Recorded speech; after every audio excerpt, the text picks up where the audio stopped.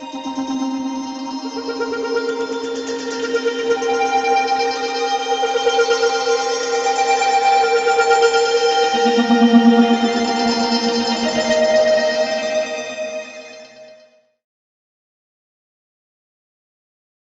quiet shift. The night shift always felt longer when the hallways were silent.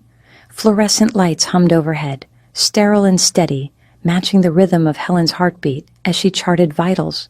She'd been a nurse for 15 years, long enough to know when exhaustion became habit and habit became life. Her husband, Mark, had stopped asking about her nights months ago. Their conversations had thinned to grocery lists and, "Did you pay the water bill?" He slept on his side of the bed, she on hers, a cold geography between them. When the new CNA arrived that spring, Helen noticed her before the introductions. The woman's laugh carried softly through the ward, light but grounded, a contrast to the hospital's mechanical beeps. "Hi," the CNA said, offering her hand. "I'm Alicia."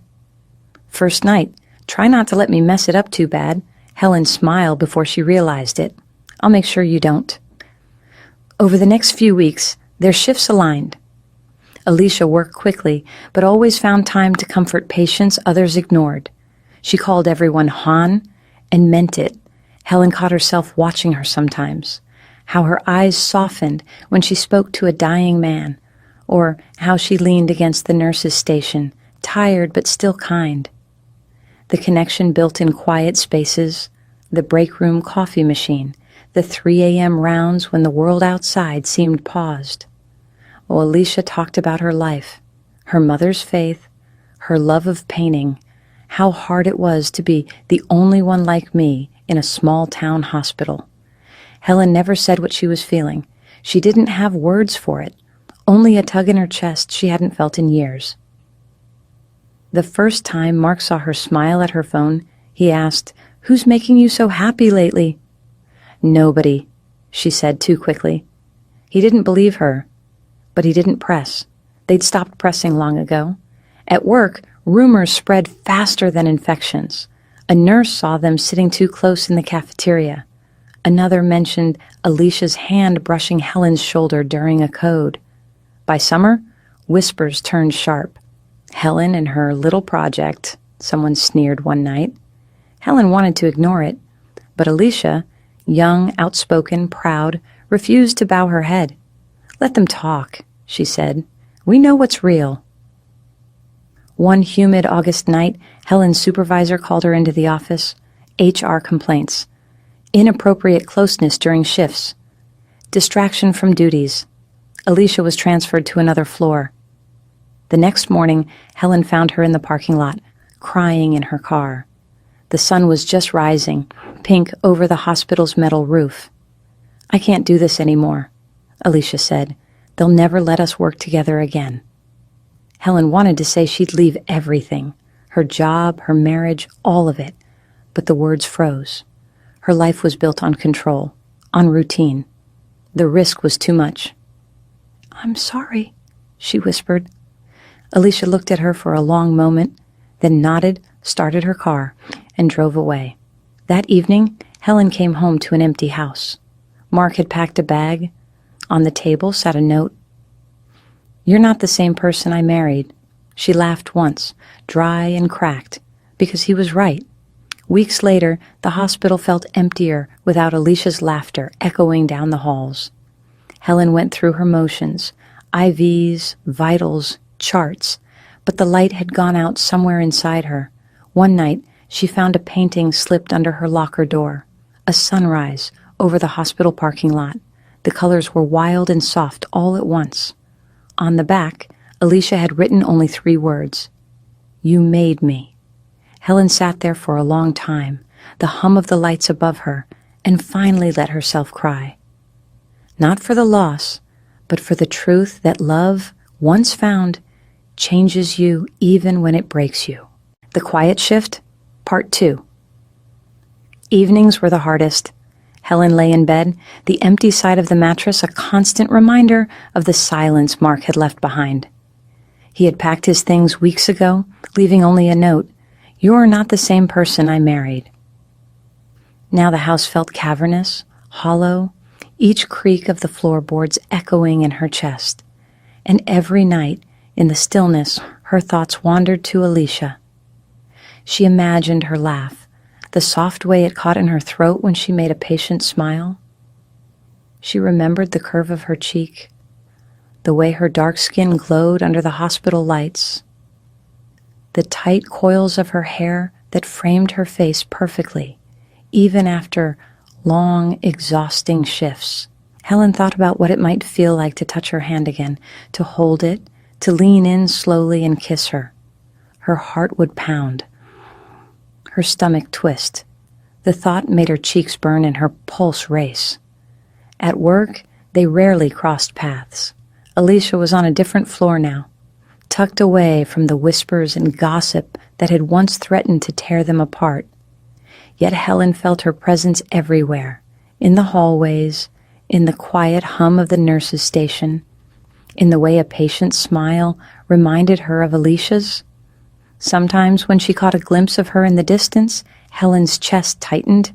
She would stop herself, pretending to adjust an IV, glance down at a chart, anything to avoid the sudden, overwhelming urge to run into her arms. And yet, even from across the ward, the love she felt was undeniable. Helen didn't understand it. She had never thought she could feel this way about another woman. It was confusing, terrifying even, this desire and longing that had nothing to do with Mark, nothing to do with the life she had carefully built around control and routine. Yet Alicia had changed something inside her, something bold, something alive she could no longer ignore. She imagined their first kiss. The thought was electric, lips brushing lightly, hesitating, then finding warmth, softness, a rhythm she had never known. Her hands would tremble as they reached for Alicia's hair, tracing the dark curls she had always admired from afar, memorizing the shape of her face and the tilt of her head. But those were only dreams. In reality, Helen passed Alicia in the hospital halls and looked away, nerves coiling tight in her stomach.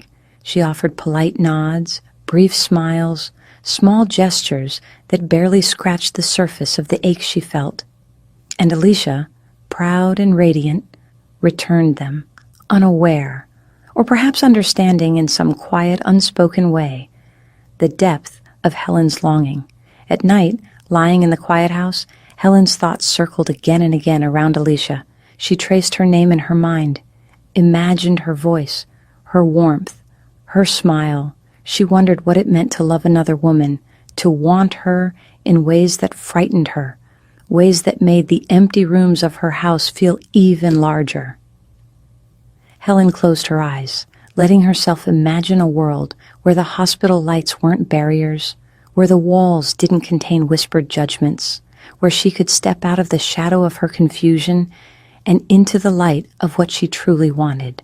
And yet, when morning came, she donned her scrubs and walked the hallways alone, avoiding Alicia, her heart full and aching, her love both undeniable and impossible. The house waited for her at the end of the day, empty and silent, and in the quiet, Helen whispered Alicia's name to herself, a secret litany in the dark. The rain had been relentless all morning, hammering against the hospital windows like it was trying to wash the world clean. Helen moved through the hallways in her usual measured way, but the day felt different, heavier, urgent. Then she saw her. Alicia, carrying a cardboard box stacked high with her belongings, shoulders slumped, hair damp from the rain that had leaked through the parking lot canopy. Her mascara streaked her cheeks, and she was sobbing quietly, as if the world itself had betrayed her. Helen's chest tightened. Without thinking, she reached out and grabbed Alicia's arm. "Alicia, wait, what's wrong?" she asked, voice trembling. Alicia stopped, looked at her with eyes still wet from crying. There was a vulnerability there Helen had never seen, a raw honesty that cut through all the confusion and longing Helen had kept inside herself for weeks. "I love you," Alicia said, her voice barely above a whisper. Then she turned and continued walking, shoulders shaking without another word. Helen's grip faltered. She could only watch. Helen sprinted to the nearest window, breath-catching, and pressed her face to the glass. Across the wet parking lot, Alicia lifted her box into the back of her black BMW, rain soaking her coat, hair plastered to her face. She slid into the driver's seat, stared straight ahead, and then the engine roared to life. The car backed out slowly, then disappeared down the street, leaving Helen staring at the streaked window, numb. That night, Helen lay in her empty house, the walls echoing with silence. Her thoughts refused to stop. Her heart ached, looping over Alicia's words, "I love you." But there was no telephone number, no email, no social media. Nothing. Something inside her told Helen with a piercing certainty that she was losing Alicia forever. 3 days passed. 3 days of imagining what might have been, of replaying Alicia's face, her laugh, her touch, and with each passing hour, the truth crystallized. Alicia was not coming back. Then came the news, whispered down the hospital grapevine. Alicia had been terminated. The reason was almost laughable if it weren't so cruel. She had left the floor to help a patient with a store run.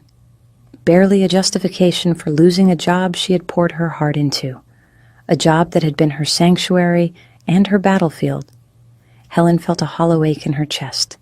Every time she thought about Alicia, she imagined that black BMW disappearing down the rainy streets, carrying away not just her friend, not just her love, but the possibility of everything Helen had imagined in her quiet nights. The longing didn't fade. Days, weeks, even months later, Helen carried it like a secret wound. She would pass by empty hallways, see shadows in the corner of her eye, and for a fleeting moment, hope she might see Alicia's familiar stride, her confident, kind presence. But it never came. Helen never heard from her again. The hospital lights hummed above her as she charted vitals, moved through routines, filled rooms with care and quiet efficiency. But the part of her that had smiled, that had longed, that had imagined a world of touch and warmth and love remained suspended in those final moments, frozen in the rain, in the whispered confession, in the black BMW that drove Alicia away. Helen had survived, moved on, returned to the rhythm of her life. But a part of her heart, the part that had belonged to Alicia, was gone forever, leaving behind a silence far heavier than any night shift she had ever endured.